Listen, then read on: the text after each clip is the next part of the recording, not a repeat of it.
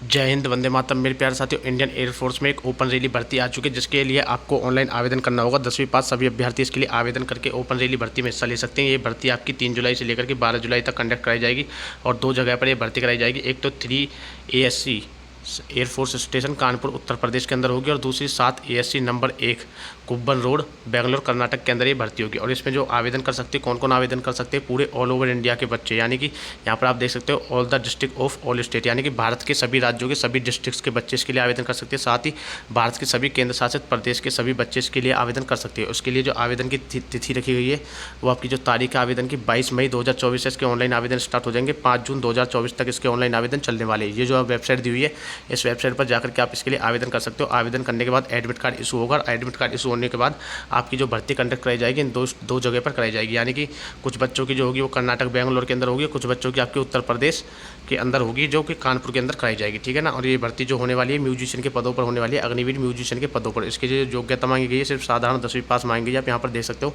अगर education qualification की बात करते हैं तो सिर्फ 10वीं पास मान्यता प्राप्त बोर्ड से 10वीं की हुई है, तो आप इसके लिए आवेदन कर सकते हो। अब हम शुरुआत करते हैं पूरे नोटिफिकेशन को पढ़ करके। इस वीडियो की जो भी इसमें मेन चीज़ होगी सारा कुछ बताया जाएगा। अगर आप हमारे यूट्यूब चैनल पर पहली बार आए तो चैनल को सब्सक्राइब करके घंटी दबा के वीडियो को लाइक कर दें, क्योंकि आप वीडियो को लाइक करते हो तो ही हमें हौसला मिलता है अगली वीडियो आपके लिए लेकर के आने का। ठीक है, तो अब हम शुरुआत करते हैं वीडियो की। सबसे पहले जो इसके ऑनलाइन आवेदन है 22 मई से लेकर के 5 जून तक चलने वाले, इस वेबसाइट पर जाकर के आप आवेदन कर सकते हो। उसके बाद अगर हम बात करते हैं डेट ऑफ बर्थ की, तो अगर आपका जन्म 2 जनवरी 2004 के बाद, यानी कि अगर आपका जन्म 1 जनवरी 2004 को हुआ है तो आप आवेदन नहीं कर सकते। अगर आपका जन्म हुआ 2 जनवरी 2004 को या 3 जनवरी 2004 को या उसके बाद हुआ है तो आप आवेदन कर सकते हो। और आपका जन्म 2 जुलाई 2007 से पहले हुआ है तो आप इसके लिए आवेदन कर सकते हो। अगर आपका जन्म 3 जुलाई 2007 हुआ तो आवेदन नहीं कर पाओगे। ठीक है, अब आपको ये समझ में आ गया होगा।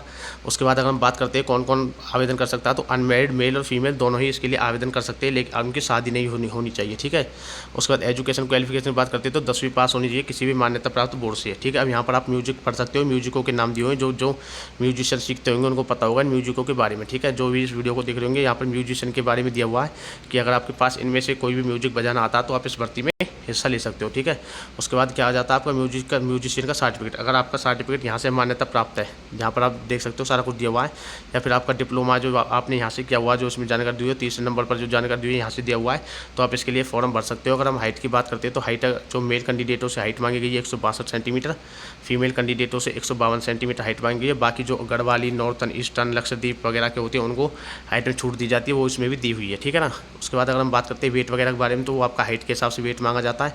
यहाँ पर आप मेडिकल के बारे में देख सकते हो, आंखों के बारे में दिया हुआ है। उसके बाद यहाँ पर फिर मेडिकल के बारे में दिया हुआ है, जो आपके हेल्थ वगैरह के बारे में, तो आप इसमें पढ़ लेना। ठीक है, और आपकी जो ज्वाइनिंग होगी इसी साल हो जाएगी। ठीक है, उसके बाद जब आप भर्ती देखने के लिए जाते हो आपका एडमिट कार्ड आ जाएगा, तो ये कंसल्टेशन फॉर्म आपको प्रिंट करवा करके ले जाना होगा। किसी भी कंप्यूटर कैफे वाले से कॉपी करके किसी एक बड़े A4 शीट पर निकलवा लेना। ठीक है, उसके बाद अगर हम बात करते हैं तो लीव के बारे में, तो आपको 30 दिन की, एक साल में 30 दिन की छुट्टी मिलेगी। अगर सिक लीव की अगर बात करते हैं तो एडवाइस होता है आपकी उस पर बीमारी पर कि आपको किस चीज़ के ऊपर कितने दिन की लीव दी जानी चाहिए। ठीक है ना। उसके बाद अब बात करते हैं हम यहाँ पर आपकी सैलरी के बारे में दिया हुआ, जो भी आपकी सैलरी वगैरह रहेगी। उसके बाद हम सिलेक्शन प्रोसेस के बारे में अगर बात करते हैं तो यहाँ पर आ जाता है सिलेक्शन प्रोसेस की बात। तो सिलेक्शन प्रोसेस में सबसे पहले क्या होगा, आपके डॉक्यूमेंट चेक किए जाएंगे, यानी कि सबसे पहले आपका फॉर्म भरने के बाद एडमिट कार्ड आएगा। एडमिट कार्ड आने के बाद जब आपको बुलाया जाएगा भर्ती देखने के लिए, चाहे आप कर्नाटका में बुलाया जाए चाहे आपको ये कानपुर में बुलाया जाए, तो उसमें सबसे पहले क्या होगा, आपके डॉक्यूमेंट चेक किए जाएंगे, 10वीं की मार्कशीट। उसके बाद क्या होगा, आपके पास अगर NCC है तो ABC जो भी आपका सर्टिफिकेट है वो चेक किया जाएगा, या फिर आपके पास कोई गेम का सर्टिफिकेट है तो वो भी चेक किया जाएगा। उसके बाद चेक किया जाएगा आपका क्या, कि जो आपका सर्टिफिकेट है म्यूजिशियन का, म्यूजिक बजाने का जो आपका सर्टिफिकेट है वो आपका देखा जाएगा कि कहाँ से प्राप्त है, मान्यता प्राप्त है, आपको म्यूजिक बजाना आता है नहीं आता। ठीक है, उसके बाद क्या होगा, आपका प्रैक्टिस वो होगा ट्रायल किस चीज़ का होगा, आपका म्यूजिक का, यानी कि जो आपका म्यूजिक का इंस्ट्रूमेंट है वो आपको बजा करके वहाँ पर दिखाना होगा। ठीक है, उसके बाद होगा आपकी लिखित परीक्षा होगी, यानी कि रिटर्न एग्जाम होगा, उसी दिन करा लिया जाएगा जिस दिन आपको भर्ती में हिस्सा लेने जाओगे आप। उसमें आपका क्या होंगे, 30 प्रश्न आएंगे इंग्लिश के। 30 प्रश्न आपको 30 मिनट में कंप्लीट करने होंगे। इसमें एक खास बात है कि एक क्वेश्चन ठीक होने पर 1 नंबर दिया जाएगा, और जो आप अगर कोई भी अगर प्रश्न छोड़ते हो तो उसका 0 नंबर रहेगा। और इसमें आपकी जो नेगेटिव मार्किंग है वो 0 रहेगी, यानी कि नेगेटिव मार्किंग नहीं है। अगर आप चाहो तो 30 के 30 प्रश्न कर सकते हो। ठीक है, उसके बाद अगर बात करते हैं तो पीएफटी के यानी कि फिजिकल फिटनेस टेस्ट, उसमें आपकी 1600 मीटर की रेस कराई जाएगी। जो मेल कैंडिडेट है उनको 7 मिनट में कंप्लीट करनी होगी, फीमेल कैंडिडेट को 8 मिनट में 1600 मीटर की रेस कंप्लीट करनी होगी। उसके बाद क्या होगा, मेल कैंडिडेट्स का। पीएफटी सेकंड, उसमें आपका 10 पुशअप्स 10 पुशअप्स के लिए आपको 1 मिनट में 10 पुशअप्स करनी होंगी। जब आपका फिजिकल होगा, जैसे आप रनिंग करके आओगे उसके बाद 10 मिनट बाद आपको 10 पुशअप्स मारनी होंगी 1 मिनट के अंदर अंदर। पुशअप्स मारने के 2 मिनट बाद आपको 10 सिटअप्स करनी होंगी, और 10 सिटअप्स के 2 मिनट बाद आपको 20 स्क्वाट्स करने होंगे। यहाँ पर आप देख सकते हो 2-2 मिनट का ब्रेक दिया जाएगा और रेस्ट के बाद 10 मिनट का ब्रेक दिया जाएगा, ठीक है। इसी प्रकार से आप अगर फीमेल कैंडिडेट्स का पढ़ते हो तो इन्हें 10 सिटअप्स करनी होंगी 10 मिनट बाद, रनिंग के 10 मिनट बाद। यानी कि इन्हें जो टाइम दिया जाएगा सेटअप्स के लिए 1 मिनट 30 सेकंड का दिया जाएगा। 15 स्क्वाट्स करने होंगे इनको 1 मिनट के अंदर, और इसमें आपको जो सेटअप्स करोगे ना, सेटअप्स के बाद 2 मिनट का टाइम दिया जाएगा स्क्वाट्स करने के लिए, ठीक है। और स्क्वाट्स 1 मिनट में कंप्लीट करने होंगे, ठीक है। उसके बाद क्या होगा, आपका अडेप्टेबिलिटी टेस्ट होगा। अडेप्टेबिलिटी टेस्ट के बाद आपका क्या होगा, मेडिकल एग्जामिनेशन होगा। मेडिकल एग्जामिनेशन के लिए जो आपको डेट दी जाएगी, जब बुलाया जाएगा आपको या तो कानपुर वालों को बुलाया जाएगा एएफएस कानपुर में, ठीक है, एयरफोर्स स्टेशन कानपुर के अंदर। और जो आपके कर्नाटका में भर्ती देखेंगे उनको कहाँ बुलाया जाएगा, यहाँ पर एएफएस, यहाँ पर ये देख लेना, इसको पढ़ लेना, ठीक है ना, ध्यान से। यहाँ पर आप देख सकते हो जलान का यहाँ पर इनको बुलाया जाएगा, ठीक है ना। उसके बाद क्या हो जाता है आपका, ऊपर की तरफ चलते हैं हम।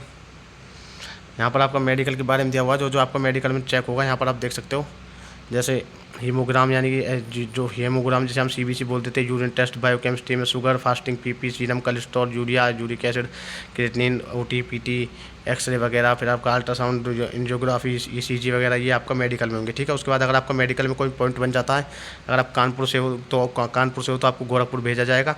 अगर आप कर्नाटका से भर्ती देखते हो तो आपको यहाँ पर भेजा जाएगा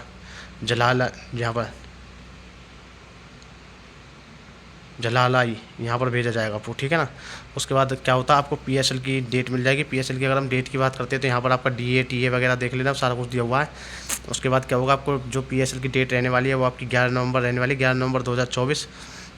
और जो आपकी इनरोलमेंट लिस्ट लगेगी वो आपकी 28 नवंबर 2024 को, यानी कि कॉल लेटर आ जाएगा। आपकी ज्वाइनिंग के जो टाइम रहेगा वो आपका 28 नवंबर रहेगा, ठीक है ना। अब आप देख सकते हो ये भर्ती इसी साल कंप्लीट हो जाएगी। अगर आपको म्यूजिक बजाना आता है, म्यूजिक में इंटरेस्ट है, तो आप इस भर्ती में हिस्सा ले सकते हो, क्योंकि इस भर्ती में आपका कंपटीशन भी कम रहेगा, कम से कम कंपटीशन देखने को मिलेगा। और अच्छी जॉब है, ज़्यादा इतना हार्ड वर्क भी नहीं होता इसमें। आपको म्यूजिक वगैरह बजाना आना चाहिए बस, ठीक है। अगर आप अभी भी सीख रहे हो तो आप भी फिर भी इस भर्ती में हिस्सा ले सकते हो जा करके, ठीक है ना। अगर आपको लगता है आपको म्यूजिक ढंग से बजाना नहीं आता, सीख रहे हो, तो हो सकता है आपको पास कर दिया जाए, क्योंकि काफ़ी कम बच्चे होते हैं जो इस भर्ती को देखने के लिए जा पाते हैं।